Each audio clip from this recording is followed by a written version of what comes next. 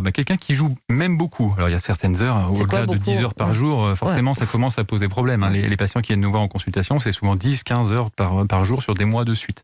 Donc dans des situations plus limitées, au-delà de plusieurs heures par jour, mais ça aussi c'est des modèles qui dépendent des familles, et qu'il y a plaisir, qu'il y a une vie de loisirs qui reste présente, que la vie familiale se passe correctement, etc. Il n'y a pas lieu de s'inquiéter. Et à l'inverse, c'est justement quand la vie familiale va devenir particulièrement conflictuelle, mais là c'est l'adolescence. Qui vient même plus manger à table, il reste devant ses jeux. Il vient plus, il reste enfermé dans sa chambre, il se coupe de ses amis, il ne se consacre qu'à une vie sociale par Internet, et ça ce n'est pas possible. Autant ça peut être une bonne phase de prise de distance, mais à condition que ce soit mis à l'intérêt de développer sa vie dans la suite en réel.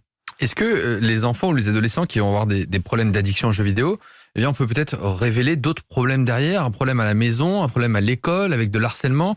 Est-ce qu'il faut aller plus loin que l'addiction aux jeux vidéo en se disant il y a peut-être autre chose derrière ça? C'est sûr qu'il y a autre chose. Il n'y a aucun intérêt de rester à l'addiction aux jeux vidéo. C'est moi qui vous le dis. Et souvent, on nous fait ce reproche-là, mais qui est un court-circuit qui galvaude ce que l'on propose. Jimmy jouait la nuit pendant ses études de médecine parce qu'il était stressé. C'est simplement ça, je pense. Exactement. Mais du coup, on peut l'analyser assez simplement. Exactement. Qu'est-ce qu'il y a derrière? Il y a un stress d'un événement de vie ou d'une phase particulièrement pénible, qui est la première année médecine, par exemple, ou des choses comme ça. Et du coup, la question du diagnostic de jeux vidéo n'a d'intérêt que d'aller voir ce qui se passe derrière. C'est capter les patients à un moment où ils sont en difficulté, avec des choses qui des fois sont quand même très sévères, ne serait-ce que par l'utilisation du jeu, mais pour aller comprendre ce qui se passe derrière.